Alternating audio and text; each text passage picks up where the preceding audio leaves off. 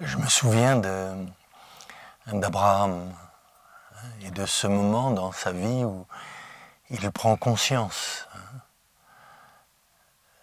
de l'enchaînement des causes et des effets, et que bientôt Sodome va être détruite, que le monde est en train de disparaître.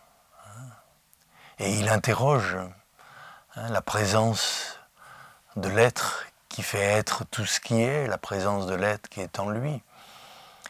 Et se demande s'il y a quelque juste, homme ou femme juste, intègre dans cette société. Ce n'est pas possible que le monde soit détruit. S'il en reste 50, s'il en reste 20, petit à petit, Abraham, je dirais, baisse les prix. C'est comme tout bon marchand de tapis, il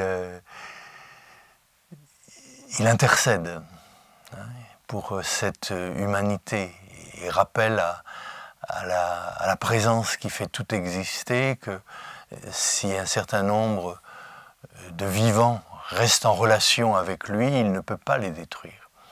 Il suffirait de 10 justes pour que Sodome ne soit pas détruite. Et c'est peut-être cela, l'intercontinental des consciences. Il ne s'agit pas de se prendre pour des justes, mais c'est quelque chose qu'on retrouve dans toutes les grandes traditions de l'humanité. Le fait de dire que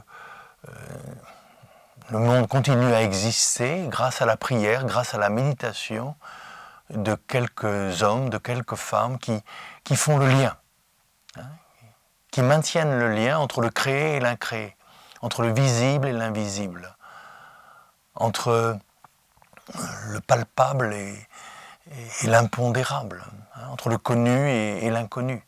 Des êtres qui font le lien entre la source et sa manifestation dans le fleuve et dans tous les ruisseaux qui peuvent exister. Mais il s'agit d'être en lien avec la source. Intercontinental des consciences sont peut-être ces hommes et ces femmes qui, au cœur d'un monde qui est en train de disparaître, de s'auto-détruire. Et là, c'est l'enchaînement de la cause et de l'effet, c'est ce qu'on appelle en Orient le karma, c'est ce qu'on appelle aussi la justice immanente. On récolte ce que l'on sème. Au milieu de cette société, eh bien, il y a des hommes et des femmes qui n'accusent pas, qui ne jugent pas, mais qui, d'une certaine façon, comme Abraham, intercèdent pour que la vie demeure vivante, et qui par leur pratique, leur exercice de conscience, de méditation, gardent le lien avec la source de tout ce qui vit et respire.